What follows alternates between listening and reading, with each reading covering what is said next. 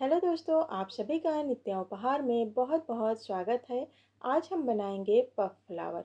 यह flower crochet stitch में बहुत फेमस स्टिच है। इस फ्लावर को आप हर तरह के क्राफ्ट में यूज कर सकते हैं। तो बिना स्किप किए आप इस वीडियो को पूरा देखिएगा, तभी आप इसे अच्छे से बनाना सीख पाएंगे। तो चलिए इसे बनाना शुरू करते हैं। इसे बनाने के लिए हमें 2 कलर का धागा चाहिए। यहाँ मैंने पिंक और वाइट कलर का धागा लिया है। आप अपनी पसंद के अनुसार अपना धागा ले लीजिएगा। हमें एक कैंची चाहिए धागा कट करने के लिए, सुई चाहिए सिलने के लिए और 3.5 mm का यहाँ मैंने हुक लिया है क्योंकि मेरा धागा 4 प्लाई का है। आप अपने धागे के अनुसार अपने हुक का चुनाव करिएगा। सबसे पहले हम बनाएंगे मैजिक रिंग। मैजिक रिंग बनाने के लिए मैंने धागे को अपने दोनों फिंगर पे लपेट लिया है और फिर हुक से धागे को अंदर से हम खींच लेंगे इस तरह। तो अब हमारा मैजिक रिंग बन गया है। अब हम इसे एक चैन बना के इस मैजिक रिंग को हम सिक्योर कर लेंगे। देखिए इस तरह से ये हमने चैन बना लिया, हमारा मैजिक रिंग सिक्योर हो गया। अब हम इसके अंदर बनाएंगे 12 सिंगल क्रोशिया। 1 2 3 4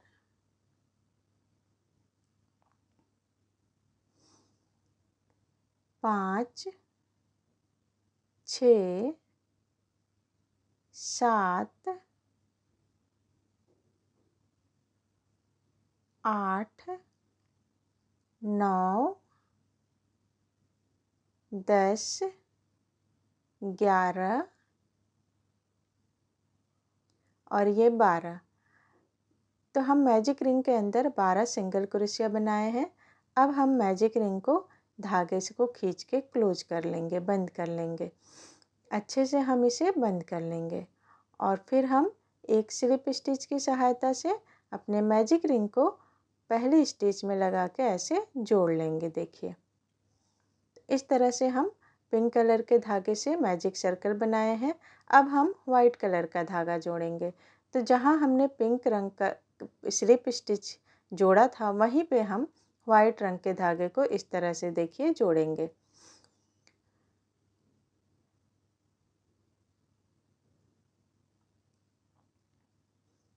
देखिए इस तरह से हम वाइट रंग के धागे को यहाँ पे मैजिक सर्कल में जोड़ लेंगे, फिर 2 चैन बना देंगे। अब हम पिंक कलर के धागे को अच्छे से खींच लेंगे पीछे की तरफ इस तरह से। देखिए आप इसे ध्यान से देखिएगा कि हम 2 कलर के धागे को कैसे जोड़ते हैं।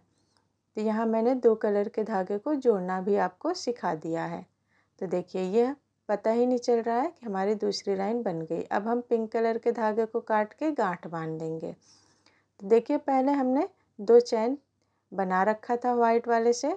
अब हम से नेक्स्ट स्टिच में एक डबल क्रोशिया का लूप लेंगे। देखिए इस तरह से हम डबल क्रोशिया बनाते हैं वैसे ही। तो अब हमारे हुक पे जो है 3 लूप पड़े हैं। 1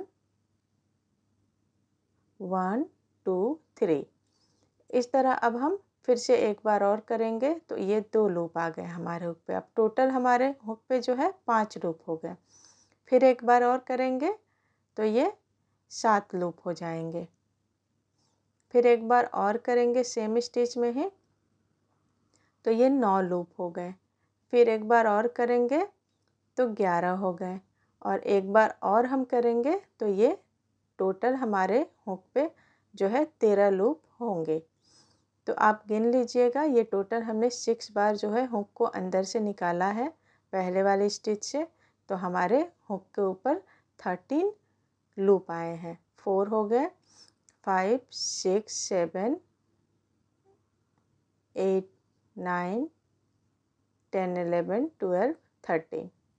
तो टोटल हमारे हुक के ऊपर 13 लूप होने चाहिए। अब हम सारे लूप को एक साथ निकाल लेंगे तो हमारे हुक के ऊपर 2 लूप आएंगे। अब इन 2 लूप को हम सिंगल क्रोशिया बना के निकाल लेंगे इस तरह से। देखिए ये बिना स्किप किए देखिएगा बिल्कुल अच्छे से, तभी आप इसे सीख पाएंगे। फिर हम 2 चैन बनाएंगे और नेक्स्ट स्टिच में देखिए नेक्स्ट स्टिच में हम इसे स्लिप स्टिच से जोड़ेंगे इस तरह से। अब मैं आपको एक और बना के दिखा रही हूँ। फिर से हम 2 चैन बनाएंगे और नेक्स्ट स्टिच में हम इस तरह से हुक को ऊपर लगा के और हुक को पहले स्टिच से हम इस तरह खींच लेंगे। तो ये 3 लूप आ गए। अब ऐसे ही हम 6 बार करेंगे। तो ये 2 बार हो गया हमारा। अब हम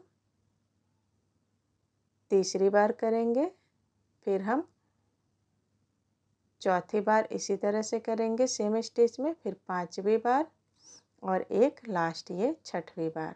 जब हम 6 बार करते हैं तो हमारे हुक पे 13 लूप आते हैं। देखिए 2 4 6 7 8 9 10 और ये आखिरी के 3 11 12 13। अब इन 13 लूप को हमें एक साथ निकाल देना है और आखिरी में देखिए हमारे पास 2 लूप बचेंगे। इन 2 लूप को हम सिंगल क्रोशिया बना लेंगे। फिर हम 2 चैन बनाएंगे। 2 चैन बना के हम नेक्स्ट स्टिच में स्लिप स्टिच की सहायता से जोड़ेंगे इस तरह से। फिर से मैं आपको एक और दिखा रही हूँ। इसी तरह हम पूरे राउंड को बनाएंगे। 2 चैन बनाया, फिर नेक्स्ट स्टिच में हम 6 बार ऐसे लूप को लेंगे। 2 बार 3 बार 4 बार 5 बार और ये 6 बार। उसके बाद हम सारे लूप को एक साथ निकाल लेंगे। फिर हमारे पास 2 बचेंगे तो दोनों को हम सिंगल क्रोशिया बनाएंगे। फिर 2 चैन बनाएंगे और नेक्स्ट स्टिच में से स्लिप स्टिच की सहायता से जोड़ देंगे। इसी तरह से हम इस पूरे जो है पैटर्न को आखिरी तक बनाएंगे। तो ये हमने आखिरी तक बना लिया है।